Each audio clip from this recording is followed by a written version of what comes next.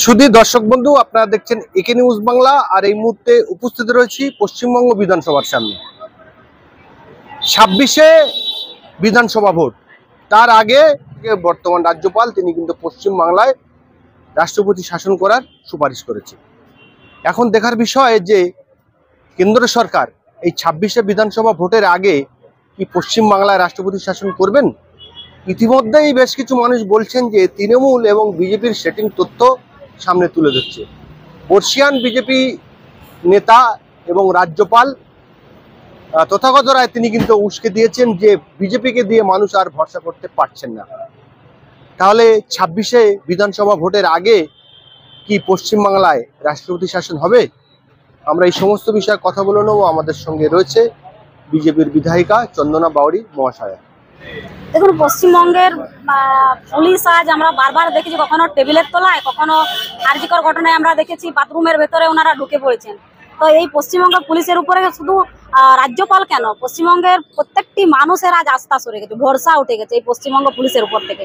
কারণ এই পশ্চিমবঙ্গের পুলিশের মা বোন তুলে গালিগালাজ তাদের মা বোনকে মানে তার বাড়িতে পাঠিয়ে দেওয়ার কথা বলছে, সেখানে পুলিশ একদম নীরব নিশ্চুপ এবং পুলিশের উপরেই ধমকাচ্ছে পুলিশকে, সাংবাদিকদেরকে ধমকাচ্ছে। কেন ভাইরাল করা হয়েছে এই কথাটি, কেন এই করা হলো, কেন রেকর্ডিং করা হলো, এই নিয়ে পরে কথা হচ্ছে। কিন্তু একজন পুলিশ তার মাকে, তার বোনকে, তার স্ত্রীকে যে ভাষায় কথা বলছে, কুরুচিকর কথা বলছেন, সেটা নিয়ে কোনো কথা নেই। পশ্চিমবঙ্গের যিনি মুখ্যমন্ত্রী রয়েছেন, তার মুখ্যমন্ত্রীর যারা আরো যারা রয়েছেন, তারা কোনো কথা বলছেন না। তাই পশ্চিমবঙ্গের মানুষও বুঝে গেছেন এবং রাজ্যপালও বুঝে গেছেন, কারণ এই প্রশাসন দিয়ে কোনো কিছু হয় না।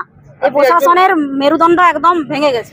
26-এ আপনি কি নিজে ব্যক্তিগতভাবে মনে করেন যে পশ্চিমবঙ্গের রাষ্ট্রপতি শাসন করে ভোট করা উচিত? অবশ্যই আমি বলবো, আমি 2021 সালে লড়াই করেছি। আমাকে আমাদের ভারতীয় জনতা পার্টি থেকে আমাকে টিকিট দিয়েছিলেন এবং আমি লড়াই করেছিলাম। 26-এ যদি আমাদের বিজেপি যদি মনে করে যে চন্দন বাউরিকে ওখান থেকে আবার লড়তে হবে, তো অবশ্যই লড়বো। আমার এখানে কোনো আক্ষেপ নেই। তো পশ্চিমবঙ্গের যা অবস্থা, অবশ্যই রাষ্ট্রপতি শাসন প্রয়োজন। কারণ 21-এর পর থেকে আমরা দেখেছি যেভাবে আমাদের কার্যকর্তাদেরকে এক এক করে মেরে করে টাঙিয়ে দেওয়া হয়েছে, তাতে করে অবশ্যই রাষ্ট্রপতি শাসন করেই ভোট করে প্রয়োজন। তাহলে ভোট হওয়ার 6 মাস আগে বিধানসভা ভেঙে দিতে হয়, রাষ্ট্রপতি শাসন করতে হয়, আর মাত্র 10 মাস বাকি আছে। আপনি যে দল থেকে বিলং করেন অর্থাৎ বিজেপি, সেই দল সেন্ট্রাল গভর্নমেন্টে রয়েছে। আপনি কি বিশ্বাস করেন যে বিজেপি সেন্ট্রাল গভর্নমেন্ট তারা রাষ্ট্রপতি শাসন করতে পারে? দেখুন, এই রাজ্যে যদি কোনো রাজ্যে যদি রাষ্ট্রপতি শাসন জারি করতে হয়, সেখানের প্রশাসন যারা আছেন তাদেরকেও তাদের অনুমতিও নিতে হয়। দেখুন, এখানে আইন বলে জিনিস আছেন, সেই আইনটাকে আমাদের ভারত সরকার যেমন মানেন, আমরাও মানি। তো সেই আইন অনুযায়ী যদি করা যায়, অবশ্যই করবেন। আমরা দেখেছিলাম যে বিভিন্ন দুর্নীতির দায়ে আপনার দিল্লির মুখ্যমন্ত্রী অরবিন্দ কেজরিওয়াল এবং ঝাড়খণ্ডের মুখ্যমন্ত্রী হেমন্ত সোরেনকে গ্রেফতার করা হয়েছে। তো সেই জায়গায় আমাদের রাজ্যের মাননীয় এবং তার ভাইপো তানার বিরুদ্ধে একাধিক অভিযোগ ডাইরেক্ট করছে, ইশারা করছে। তাহলে কি এটা সেটিং এর তথ্য মানুষ যেটা বলছে সেটা সত্য নয় তো? দেখুন, এই সেটিং কথাটা যেটা বলছেন, এটা একমাত্র সিপিএম রটাচ্ছেন। সেটিং সেটিং সেটিং সেটিং কখনোই ভারতবর্ষের প্রধানমন্ত্রী, আমাদের ভারতীয় জনতা পার্টি কখনোই সেটিংয়ে আসে না। কারণ আমরা আমাদের উপর বিশ্বাস করি, আমাদের পার্টির উপর আমাদের আস্থা আছে, আমাদের জনগণের উপর আস্থা আছে যে এই সরকারকে একদিন না একদিন উৎখাত করবেই এই পশ্চিমবঙ্গের জনগণ।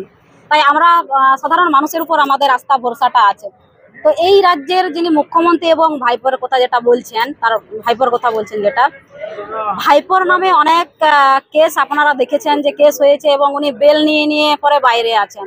সেরকম অনেক নেতাও ওদের বেল নিয়ে নিয়ে বাইরে আছেন, কিছু জেলেও আছেন। আপনারা জানেন এই পশ্চিমবঙ্গের কিছু মন্ত্রী যারা জেলে আছেন, জেল খাটছেন এখনো পর্যন্ত।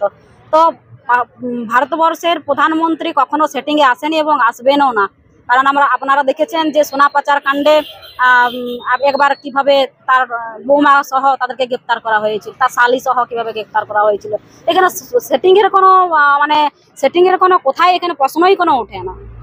ডায়মন্ডহাওড়া লোকসভা কেন্দ্রে অভিষেক বন্দ্যোপাধ্যায় 7 লক্ষ ভোটে জিতেছে এবং তার বিরোধিতা যারা দাঁড়িয়েছিল বিজেপি, আইএসএফ, সিপিএম এবং নির্দলীয়রা, তারা অভিযোগ করছেন যে সমস্তটাই ছাপ্পা রিগিং করে হয়েছে। সে নিয়ে মামলা হয়েছে কলকাতা হাইকোর্টে এবং মামলা চলছে যে অভিষেক বন্দ্যোপাধ্যায় যারা মামলাকারী তারা বলছেন যে তার সংসদ পদ খারিজ হবে, আমরা একদম কনফিডেন্ট, নিশ্চিত। সেই অভিষেক বন্দ্যোপাধ্যায়কে আমাদের দেশের প্রধানমন্ত্রী আজকে বিদেশে ভারতবর্ষের মুখ উজ্জ্বল করার জন্য পাঠাচ্ছে? দেখুন, এই বিষয়ে পরে আমাদের যারা উপনেতৃত্ব আছে তারা বলতে পারবেন, কারণ আপনি যেটা বলছেন যে বিদেশে পাঠিয়েছেন, কারণ এই পশ্চিমবঙ্গ থেকে অন্য কাউকে পাঠানোর মতন মানে সাহসিকতা মানসিকতা আমাদের মুখ্যমন্ত্রী দেখাননি। যাকে বলেছিলেন সে যাননি, ইউসুফ পাঠান না কাকে বলেছিলেন উনি যাননি, তাই উনি ওনার কাছের যিনি ওনার ভাইপো সে ভাইপোকে পাঠিয়েছেন। তাইতে এই রাজ্যের থেকে তো কাউকে চাই পাঠানোর জন্য, তো ভারতবর্ষের প্রধানমন্ত্রী পাঠিয়েছেন, এখান থেকে যেহেতু মুখ্যমন্ত্রী পাঠিয়েছেন। সেটিং তথ্য, এই সেটিং নিয়ে কিন্তু আমরা বলছি না, বিজেপিরই তিনি। আমি জন্মলগ্ন থেকে কলকাতায় মানুষ আমি দেখেছি তথাগত রায়, তিনি আমি ছোট থেকে দেখেছি তিনি বিজেপি করতেন, হেরে যেতেন বিভিন্ন জায়গায়, ঠিক আছে।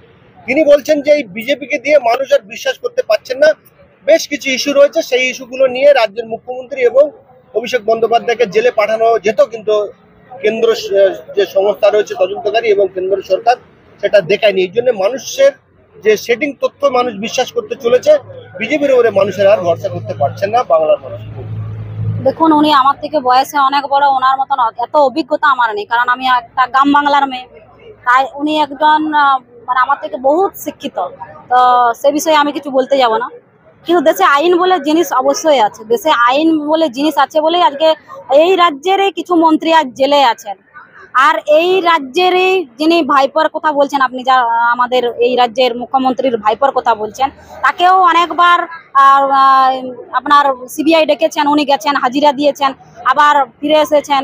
তো এগুলো হচ্ছে এই রাজ্যের যারা চুরি করছেন, গরু চুরি বলুন, সোনা পাচার বলুন, কয়লা চুরি বলুন, সব দিক থেকে সিবিআই তাদেরকে নজরে রেখেছেন এবং তাদেরকে নিজাম প্লেসে ডাকছেন এবং তাদের কাছ থেকে সেই যা কিছু তথ্য চাওয়া সেগুলো চাইছেন। হচ্ছে না কোথায়? আইন বলে জিনিস তো অবশ্যই আছে, এবং যদি আইন যদি না থাকতো তাহলে আজকে জেলে কেন থাকতে? আজকে এই যে কুণাল ঘোষের কথা বলছেন, উনি তো 3.5 বছর জেল কাটেছেন, আইন তো আছে অবশ্যই, তা নাহলে জেল কাটলেন কেন? আজ আপনার কি বলেন এই যে পার্থ আর অর্পিতা এখনো পর্যন্ত জেলে আছেন, আপনারা জানেন কেন আছেন? নিশ্চয়ই তাদের বিরুদ্ধে প্রমাণ পেয়েছেন তাই জেলে আছেন। প্রমাণ যখন পাবেন অবশ্যই তাদেরকে জেলে রাখা হবে। রাজ্যের বিরোধী দলনেতা মাননীয় শুভেন্দু অধিকারী তিনিও জিতেছেন বিধানসভা, আপনিও জিতেছেন। শুভেন্দু অধিকারী মহাশয় বলছেন যে আমি হিন্দুদের ভোটে জিতেছি, আমি মুসলমানের ভোটে জিতেছি। তো আপনি যে জায়গা থেকে বিধানসভায় জিতেছেন সেই জায়গা থেকে আপনি কি হিন্দুদের ভোটে জিতেছেন না মুসলমান? দেখুন, আমার বিধানসভাতে 2-3টি বুথ ছাড়া মানে 2-3টি বুথ মাইনরিটি বুথ আছে, বাদবাকি পুরোটাই আমার হিন্দু এলাকা।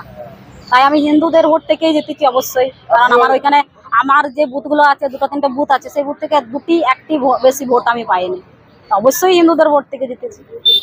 আপনি এই তথ্য কি মানেন যে মুসলিমরা ভোট দেবে না বিজেপিকে? আর না, এই কথাটা বলবো না, কারণ আমি অবশ্যই আমার যে বিধানসভা সেই বিধানসভা থেকে আমি 2-4টা হলেও ভোট পেয়েছি, কিন্তু সেখানে তারা দায়িত্ব নিয়ে কাজ করেন, বিজেপির হয়ে তারা লড়াই করে। বিজেপির হয়ে লড়াই করার জন্য তাদের বাড়িতে যে ঘর ঘর নালসে যে জল, সেই জলটা বন্ধ করে দেওয়া হয়েছিল। একজন আমাদেরই কার্যকর্তা তার বাড়ির জল বন্ধ করে দিয়েছিল, আমি বিধানসভায় বলার পর সাথে সাথে কিন্তু লোক পাঠিয়ে সেই কানেকশনটা দেওয়া হয়েছিল। তো এরকম অত্যাচারের জন্য অনেক মানুষ আসতে চাইছেন না, তাদের ভিতরে ভয় ঢুকিয়ে দিয়েছে যে বিজেপি যদি সরকারে আসে তাদেরকে বাইরে পাঠিয়ে দেবে, তাদেরকে বাংলাদেশে পাঠিয়ে দেবে, পাকিস্তানে পাঠিয়ে দেবে। এইরকম ভয় এই রাজ্যের যারা শাসক দলের মধ্যে আছেন তারা এই ভয়গুলো তাদের মধ্যে দিয়ে রেখেছেন। আজ দেখুন ইউপিতে আপনারা দেখছেন যে সেখানেও তো মুসলিমরা আছেন, ওই তাদেরকে তো তাড়িয়ে দেওয়া হয়নি, তাড়িয়ে দেওয়া হয়েছে কি? তারা সেখানে সুন্দরভাবে দেখুন বসবাস করছেন এবং শান্তিতে বসবাস করছেন।